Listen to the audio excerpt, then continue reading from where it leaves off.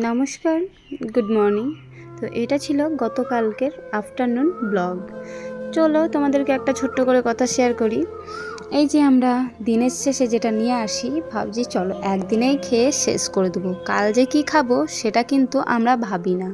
চলো আমরা বলতে মানে অনেকেই আছে কিন্তু ভাবি না আজকে খেয়ে কাল কি খাবো, থুয়ে খেতে শিখি।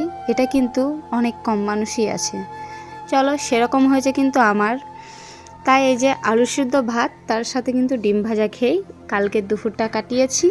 তাই কিন্তু তোমাদের সাথে শেয়ার করলাম। তো অনেকেই যে চেষ্টা করবে ধুয়ে খেতে শিখতে, তাই এই যে আমার মতো যেন এরকম তোমাদের যেন কারোর যেন এরকম না হাল হয়, তার জন্য আমি ছোট্ট করে তোমাদেরকে কথাটা শেয়ার করলাম। এই যে কালকে পান্তা তরকারি ছিল, আর এই যে গরম ভাত আর ডিম ভাজা আর আলু সেদ্ধ, কাল এটুকু দিয়েই কাল দুপুরটা কাটিয়েছি।